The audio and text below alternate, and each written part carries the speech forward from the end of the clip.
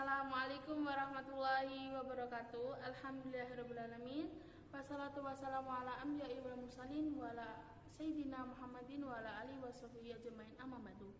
Terima kasih sebelumnya kepada Ibu dosen, Ibu Nur Mahmudah, Sarjana Usuluddin, Master of Philosophy, atas waktu yang diberikan untuk berlatih menyampaikan hasil kerja kelompok kami. Terima kasih kepada teman-teman yang telah banyak membantu dalam proses pembuatan makalah ini. Pada kesempatan kali ini kami dari kelas B, Prodi Hukum Keluarga Islam, Fakultas Syariah akan menyampaikan sebuah materi dengan tema Helenisme Romawi dan ciri-cirinya. Berikut nama-nama anggota kelompok kami. Yang pertama, Rita Ayu Trihadiningrum 213010032. Yang kedua, Atika Triwahayuni Mayasari 213010033. Dan yang terakhir, Fahrul Eza Valentino 213010034. Silakan teman-teman untuk mendengarkan dan membaca materi dari kami. Kami juga membuka forum diskusi. Dan selanjutnya akan dijelaskan lebih lanjut oleh teman kami, Fahrul Eza Valentino dan Rita Ayu Trihadiningrum. Waktu dan tempat dipersilahkan. Terima kasih. Baik, di sini saya akan menjelaskan tentang sejarah Helenisme Romawi. Helenisme berasal dari kata Helen dalam bahasa Yunani yang memiliki arti negeri Yunani.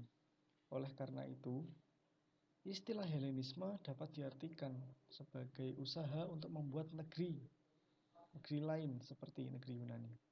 Pada umumnya, istilah Helenisme ini digunakan oleh para sejarawan untuk mengacu kepada sebuah periode yang dimulai dari kematian yang namanya Alexander Agung pada tahun 323 sebelum Masehi sampai kepada dikuasainya negeri Yunani oleh Romawi pada tahun 148 sebelum Masehi, atau sampai kepada periode ditaklukannya yang bernama Mark Antony dan Cleopatra VII di Actium pada tahun 31 sebelum Masehi, dan menyatunya Mesir ke dalam kerajaan Romawi. Nah, Mesir ini adalah negara yang satu-satunya negara terakhir yang masih menganut Helenisme pada saat kerajaan Romawi mulai berjaya. Dengan ditaklukkannya Mesir oleh Romawi, maka berakhir sudah pemerintahan-pemerintahan yang bercorak Helenisme di dunia pada waktu itu. Helenisme dimulai beberapa saat setelah kisah dalam Perjanjian Lama ditutup. Nah, gimana kisahnya dalam Perjanjian Lama itu? Kisah dalam Perjanjian Lama itu ditutup dengan kisah di mana Persia masih berada di pentas kekuatan politik pada saat itu. Dan zaman itu, Raja Persia yang bernama Kores memberikan izin kepada orang-orang Yahudi untuk pulang ke tanah mereka dan kembali membangun Bait YHWH pada tahun 538 sebelum Masehi. Kemudian yang bernama Esther. Esther adalah seorang wanita Yahudi. Beliau menjadi seorang permaisuri di istana Raja Persia pada tahun 470 sebelum Masehi. Dan selanjutnya ada yang bernama Ezra. Tahun 456 sebelum Masehi, Ezra ini pulang ke tanah mereka dan membangun kembali negeri itu. Kelanjutannya dari zaman ini merupakan zaman yang dikenal dengan nama periode intertestamental atau masa perjanjian. Baik, saya akan melanjutkan penjelasan teman saya yaitu tentang tokoh-tokoh Helenisme Romawi. Yang pertama yaitu Zeno. Zeno mendirikan aliran yang bernama Stoa. Stoa berasal dari bahasa Yunani yang artinya ganggang antar tiang-tiang. Zeno sendiri berpendapat tentang aliran Stoa dibagi menjadi 3, yaitu fisika. Fisika berfungsi sebagai ladang dan pohon-pohonnya. Stoa percaya bahwa tubuh materi manusia selalu bisa dikendalikan secara utuh, seperti mata, hidung, dan kulit adalah sumber pengetahuan yang pertama. Yang kedua yaitu logika, berfungsi sebagai pagarnya. Menurut Stoa, logika terbagi dalam retorika dan dialektika. Yang ketiga yaitu etika, berfungsi sebagai buahnya. Pandangan dunia Stoa adalah materialistik, yaitu nyata. Tokoh yang kedua yaitu Plotinus. Plotinus dasar ajarannya adalah dualisme Plato yang berisi pandangan bahwa dunia ini ada dua, di samping yang ditempati saat ini dan dunia idea.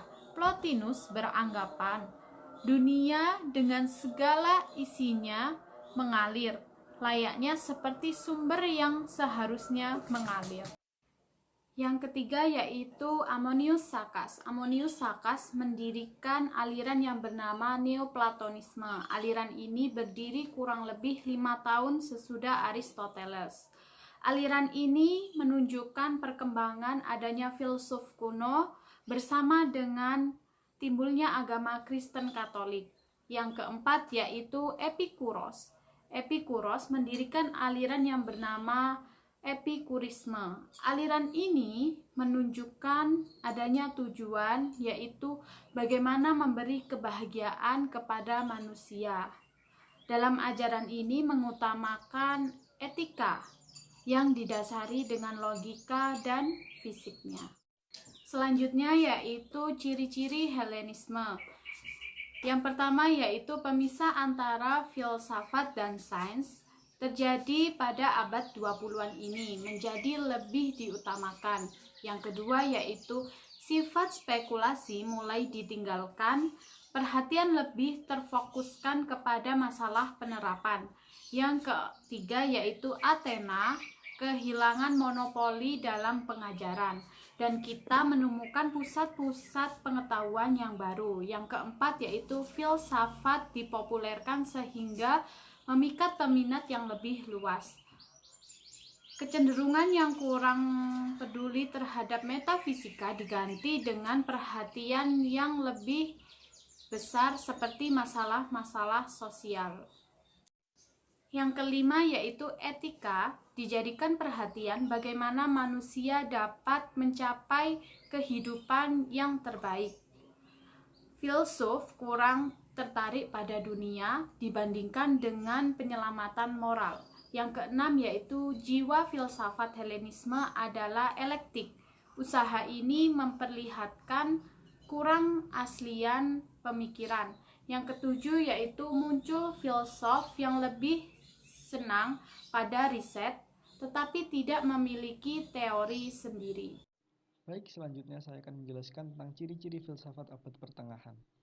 Zaman abad pertengahan, filsafat ini dikuasai oleh agama Kristiani. Ajaran filsafat skeptisisme pada zaman Yunani kuno sudah tidak mendapatkan tempat lagi. Bahkan, mendapatkan serangan yang sangat keras dari para filsuf abad pertengahan. Pada abad pertengahan ini ada tokoh filsuf yang bernama Agustinus. Agustinus adalah filsuf abad pertengahan yang dengan tegas menentang filsafat skeptisisme yang dianut oleh filsuf-filsuf Yunani kuno. Menurut beliau, sikap skeptis itu adanya pertentangan batiniah. Orang dapat saja meragukan segala sesuatu, tapi satu hal yang tidak dapat diragukan olehnya adalah bahwa ia sedang berpikir. Tidak boleh ia tidak berada. Dengan kata lain, bahwa yang sedang ragu-ragu itu adalah aku yang sedang berpikir. Karena aku berpikir, maka tidak dapat dibantah lagi bahwa aku ada atau aku berada. Nah, ciri-ciri ini menurut Harun Hadiwijono pada tahun 1980. Demikianlah oleh Agustinus, tertib pengenalan dihubungkan dengan tertib keberadaan.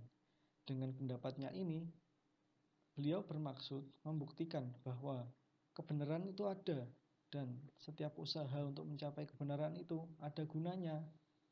Aliran-aliran skeptis yang meragukan adanya kebenaran yang dianut oleh para penganut skeptisisme pada Yunani kuno adalah salah.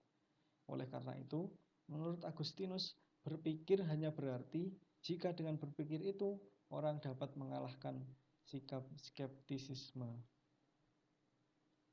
Itulah tadi penjelasan dari materi Helenisme Romawi dan ciri-cirinya. Apabila ada kesalahan dalam penyampaian, kami mohon maaf sebesar-besarnya. Dan apabila ada pertanyaan, silakan bertanya di kolom komentar dan e-learning. Terima kasih. Wassalamualaikum warahmatullahi wabarakatuh.